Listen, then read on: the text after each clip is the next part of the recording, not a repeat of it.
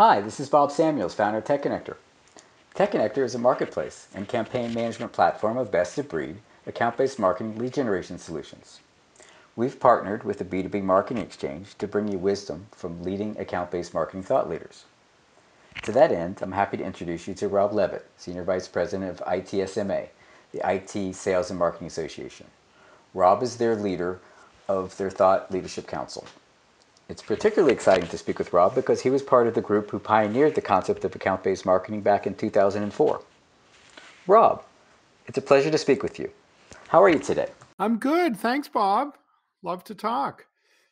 It's a pleasure. So last week I spent a few days at the B2B MX in Scottsdale. I think you missed a good event. I did. I'm ABM sorry. was a very large topic. As part of my interview series, I got to speak with about 8 or 10 different ABM thought leaders. Some of them are vendors, some of them are marketers, and some are both. Some are hybrid. I put you in the consultant area, the experts, if you will, and I look forward to hearing your input and comparing it to some of the other folks out there. Great. So ABM, when I think of ABM, I mean, my understanding is you're one of the only people I can speak with that can give a full background of ABM from the inception.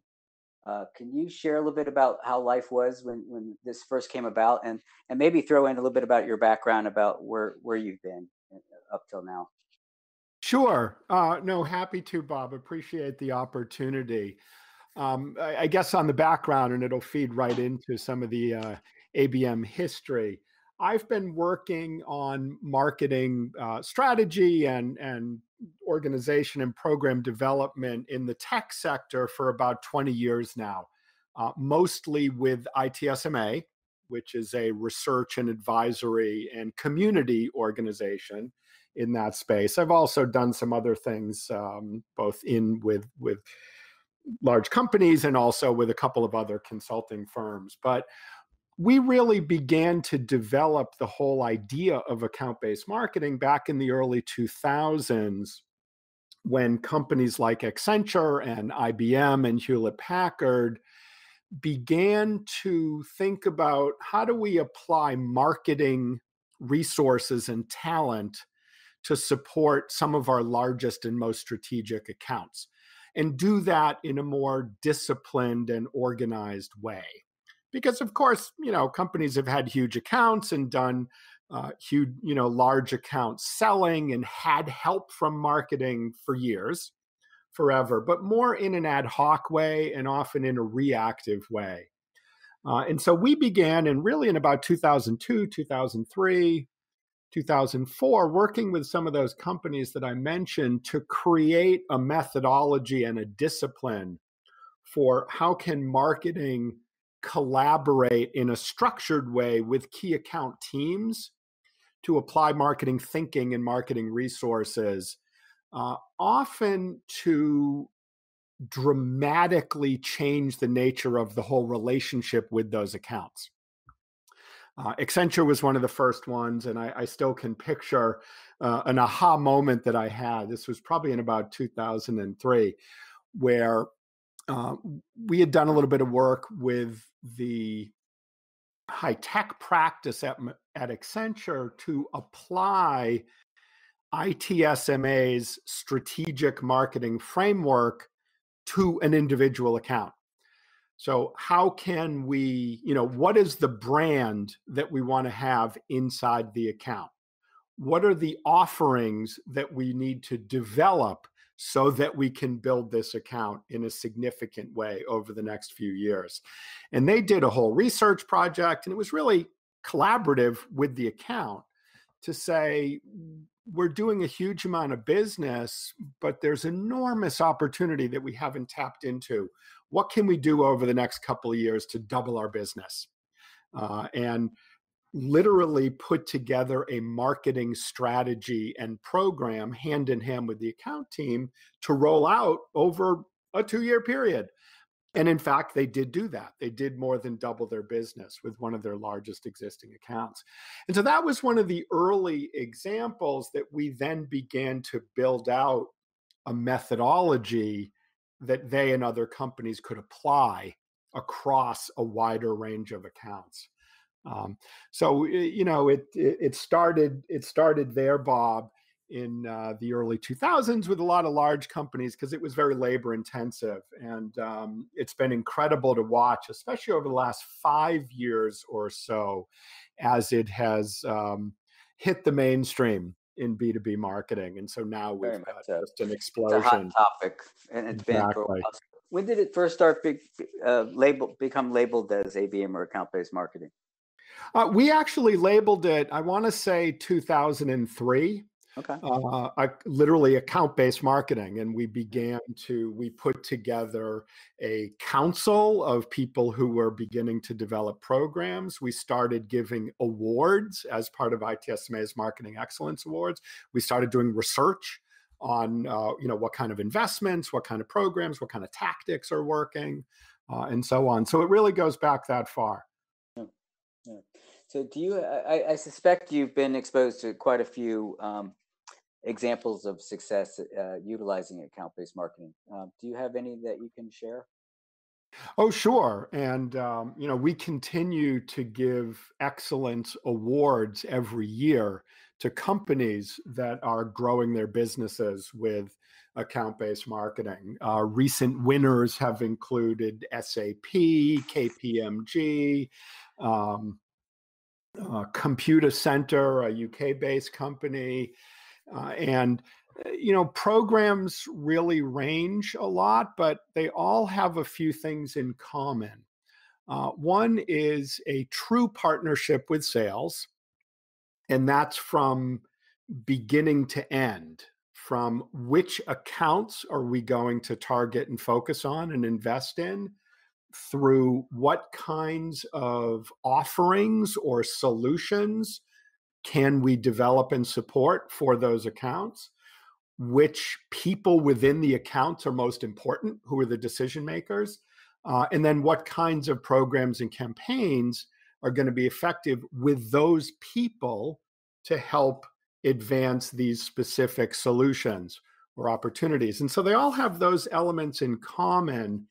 And there are a couple of best practices that we see in the companies that are most successful. So one, as I mentioned, is this real collaboration with sales, and not just like a check-in at the beginning or every month or quarter, but really an integrated approach. Another is focusing on strategic initiatives within the accounts. We all know that the biggest competition that we typically face when we're selling B2B products and services and solutions is no decision. It's not a priority. I'm going to put it off another quarter. Don't have the budget. Status quo. Actually, right? I mean, that's our biggest competition. And so with account-based marketing, we always want to look at, well, what are the priorities of those targeted accounts? What are they investing in? What's the focus at the C level? Where are they spending their money? Because if it's not on that priority list, your chances of succeeding are much, much lower. So that's really important. So the kind of customer research, client research into what are they investing in is really important. One other thing that we find really, really important is taking a broad multi-channel approach to ABM programs and campaigns. So a lot of the excitement these days is, of course, around digital and, what can we do online? And we can look at buyer intent and, we can automate outreach and customize and personalize. But at least for the kind of ABM that we typically work on, which is, with large companies and large clients, we're talking about long sales cycles and high value decisions. And so face-to-face and personal interaction remains incredibly important. And so this multi-channel approach where you're combining digital and offline events, meetings, briefings, workshops, executive connections, is also incredibly important. So those are the few of the ingredients that we see. The successes are dramatic. I mean, we're talking often seven, eight, nine-figure, nine-figure deals. We're talking about dramatically elevating the position of the ABMer within the chosen account. We were a vendor, now we're a strategic partner. We're talking about, no more RFPs, no more competitive bids, that, we are strategic advisors and partners. And so, that's what ABM can really accomplish. Real innovation, helping develop entirely new solutions with selected accounts that we can then roll out more widely.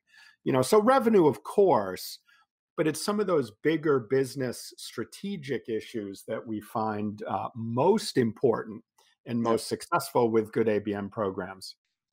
So most of your clients and most of their clients are large.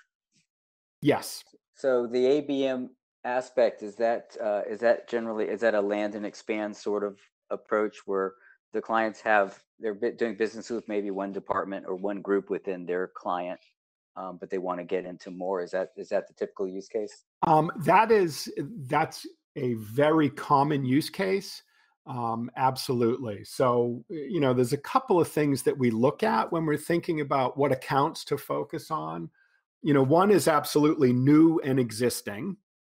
A lot of the more recent ABM tends to come out of demand gen and tends to focus on new logo acquisition. And that's great. And that can be really useful. But most of the companies we work with have enormous opportunity to grow with their existing accounts. Yeah. And so absolutely that, either land and expand, or we've already landed, how can we expand? Yeah, I was talking to someone the other night, and they're a salesperson. They've been there 10 years. They have one account. Mm-hmm. And so their world is, but there's probably hundreds of different. Oh, exactly. No, I mean, a lot of the Find out. companies we work with, it's not just that the salesperson has one account, it's that there's an entire account team that's working full time with just one account. Yes. Because you're doing millions, tens of millions, sometimes hundreds of millions of dollars of business with the one account, but they are transforming. We talk about digital transformation all the time. So if you're selling into, pick a company, Citibank, Blue Cross Blue Shield, Walmart, any sector, those companies are transforming. And they're looking for real innovation from tech companies and, professional services companies that we tend to work with.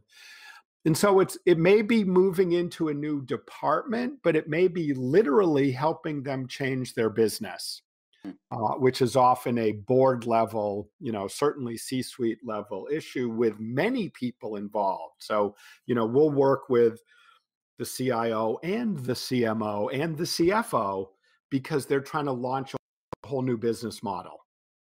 So how can account-based marketing put together a program that positions us to win in that very strategic opportunity?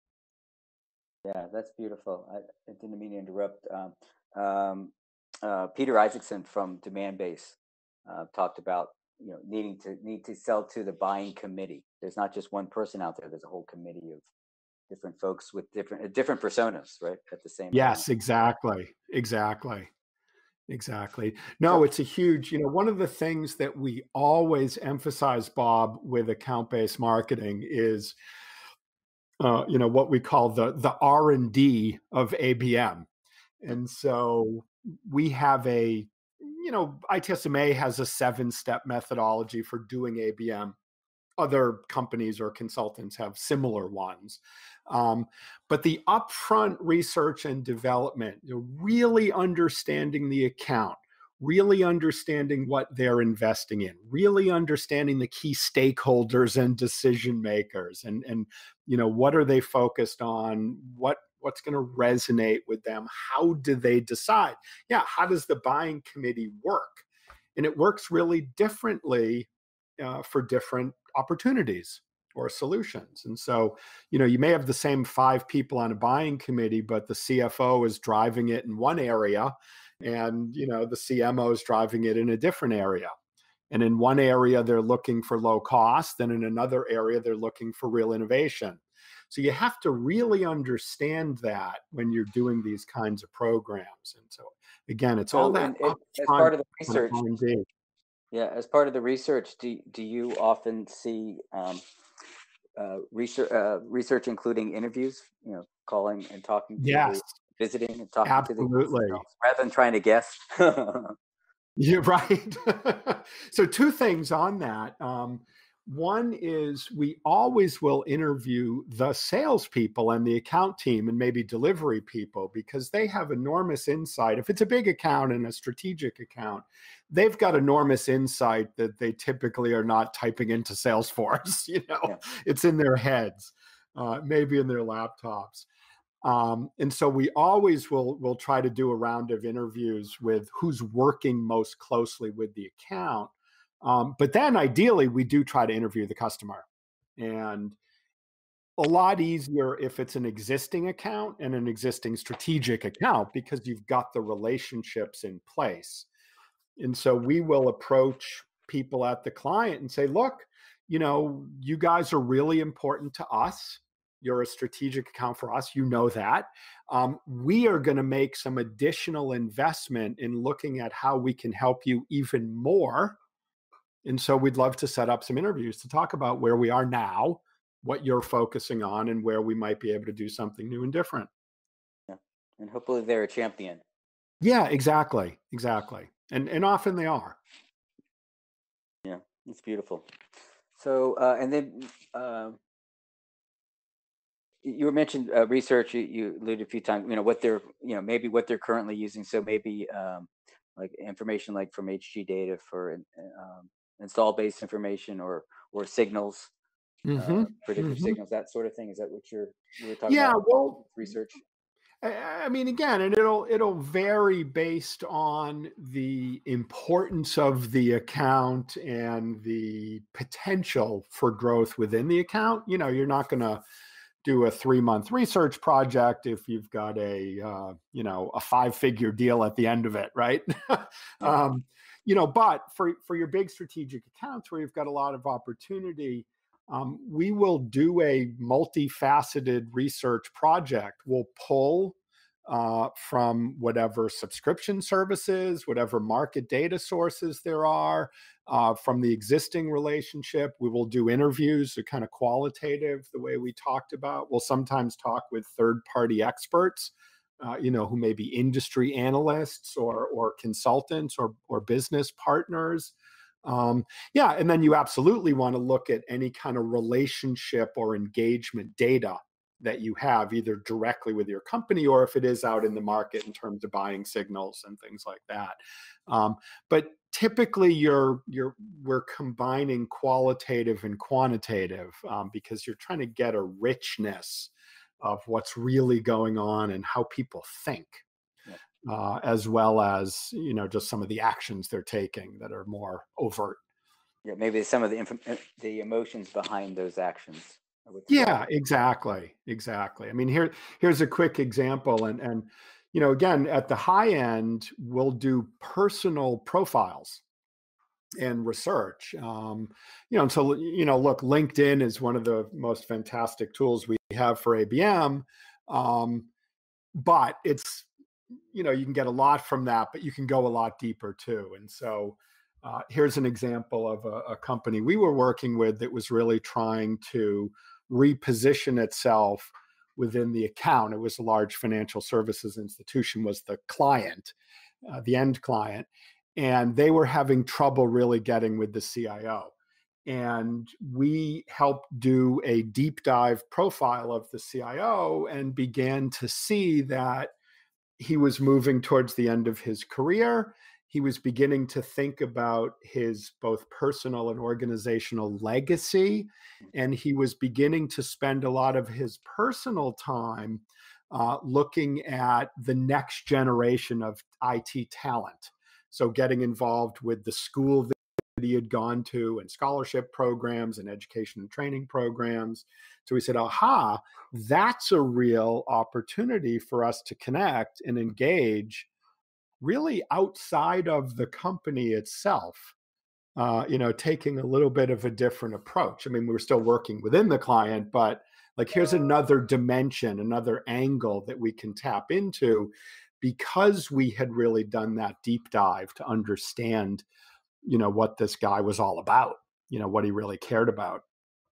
And I assume that I'm just picturing the ITSMA, the ABM pyramid.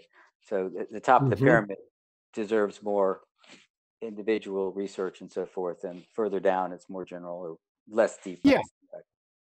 No, that's fair. I mean, and the beauty of today's world is we're swimming in data.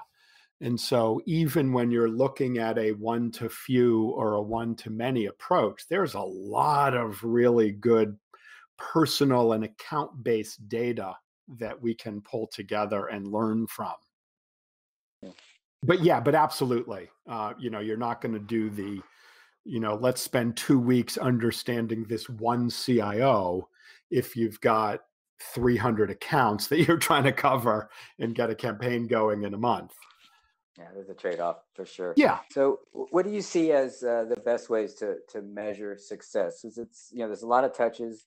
It's a long sales cycle typically, and how do you find the best way to measure? Sure.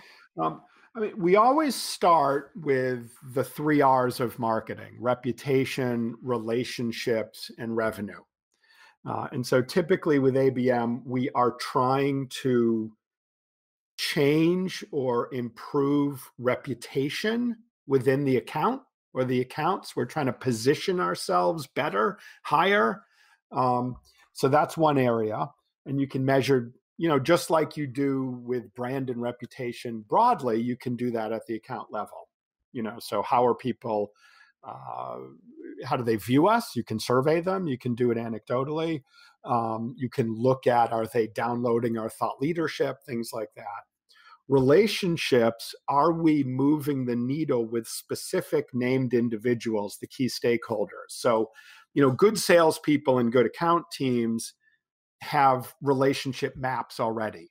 They may be ad hoc, they may be just on a spreadsheet, but they understand who are the key people in the accounts that they need to reach and work with. And they also understand, and people have different sales methodologies. Is this a champion? Is it a blocker? Are they neutral? Whatever. And so we want to identify the key people that we're trying to reach and literally move the needle. So if they're neutral, we want to move them to advocacy and to champion, because it's a long-term game. And so these relationships really matter. And then finally, revenue, of course, we're looking at opportunities and pipeline acceleration and wins. With all of it, we're trying to look at outcomes and business impact. And so, we may need to be tracking clicks and, online conversions and things like that. But to me, those are much lower level kinds of metrics. Ultimately, have we improved our reputation within the accounts? Have we strengthened relationships with key stakeholders? And have we developed and accelerated opportunities in the areas that we most care about, like these solution sets or these parts of the business that we're trying to advance? So that's helpful. So what are some? I know you're not a technologist, but do you come across different technologies and solutions? What are some of the cool things you're seeing? And then I'd like to get your take on what you see as the future. What are we going to be talking about in a year from now or in 5 years from now? When I mention the word ABM, what are people going to be talking about? Great. Okay. So let me talk on the technology front first. And, it's a little bit of a double-edged sword these days around ABM and marketing technology, because there has been incredible development of very sophisticated new tools and systems and solutions to support account-based marketing. And it's very, very exciting. And the vendors are contributing in both good and maybe mixed ways to the hype around ABM, because they're marketing and selling their systems and tools. The reality is that a lot of companies are still building the basic foundations of CRM and marketing automation, and sales enablement. And so we always say, and the companies we work with, we always talk about, get the basics in place first, and then you can start to think about some of these, super exciting, cool new point solutions, which a lot of them are. And so if you don't have great account-based data on, who are the companies, what are they doing, who are the key stakeholders, and that's not shared with sales, and you're not in with the sales data, focus on that. If you don't have good basic marketing automation, get that in place. Make sure you're using it well, you're getting the most out of it. Then you can get into, website personalization and IP-based advertising and all of those things, which can be really helpful, but you need the foundation in place first. Figuring out how to turn data into insight, into action is incredibly challenging, especially for large organizations. And so it's not that, we need to focus on getting more data. We need to focus on how do we build a process where we can take data and learn from it and then act on it, act on those insights. So the process stuff is really, really important.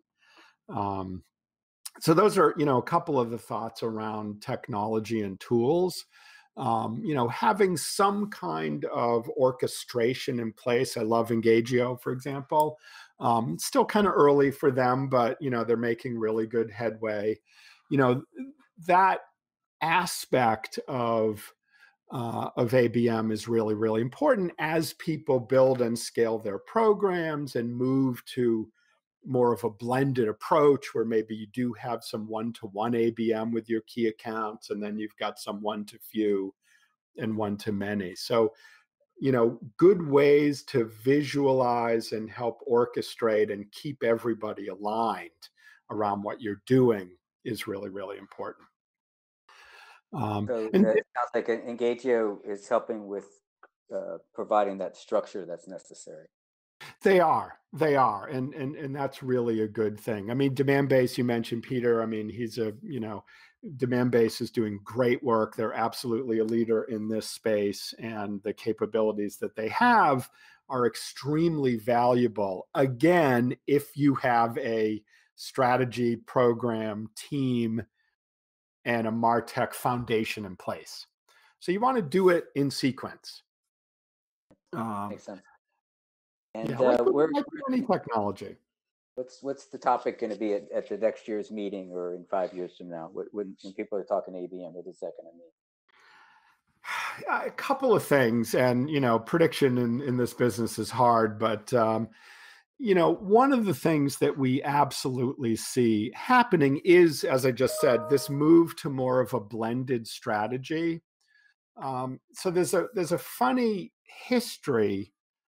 We talked a few minutes ago about the beginnings of ABM back in the early 2000s, and it was primarily very large tech and professional services and consulting firms, the PwCs and Ernst and Youngs and those kinds of firms, along with IBMs and HPs, and they were mostly working with existing very large clients. So that kind of classic one-to-one ABM. The newer wave, which is often very tech-based and demand gen focused, has been mid-sized companies focusing on bringing in new clients. Now, there's nothing inherent about one-to-one ABM that says you got to work with existing, and there's nothing inherent about one-to-many ABM that says you got to focus on new. Those just happen to have been the primary starting points for a lot of companies. And so over the next couple of years, and we're already seeing it, there's a convergence where companies that are doing ABM are going to be moving to more of a balanced approach between new and existing clients, and a more blended approach of one-to-one for some of their most strategic accounts, one-to-few for kind of a second tier, and one-to-many for broader coverage. And that's something that's very exciting, but it's complicated in terms of organization and budgets and training and strategy as a marketing leader. So it's going to take some time. A lot of companies we work with that have been at this for 5 or 10 years are still early in kind of figuring out how to manage a blended ABM strategy. Yes, and I'm hearing that from others too, that one of the dangers of getting too myopic on targeted, very super micro targeted, is that you're missing out on some of the broader aspects of, again, account-based marketing, but at different levels and different dimensions. But it's still aiming at the key personas, at the key target accounts, and giving them something that's relevant that speaks to them. And so to be able to do that, you need research. So it's a combination of, I guess, like you said, broad and deep. Yeah. Depending. Yeah, couple other very quick thoughts looking ahead over the next couple of years. I think that marketing in general, and ABM in particular, is increasingly going to be more integrated into corporate strategy.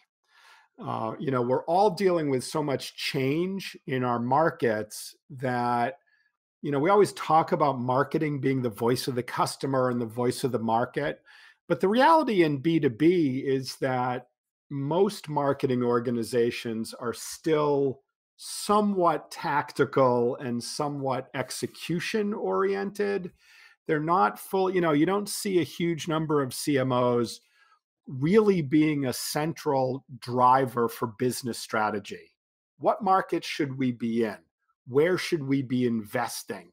What companies might we acquire? And so marketing it's been there forever in B2C. It's beginning to move in that direction in B2B.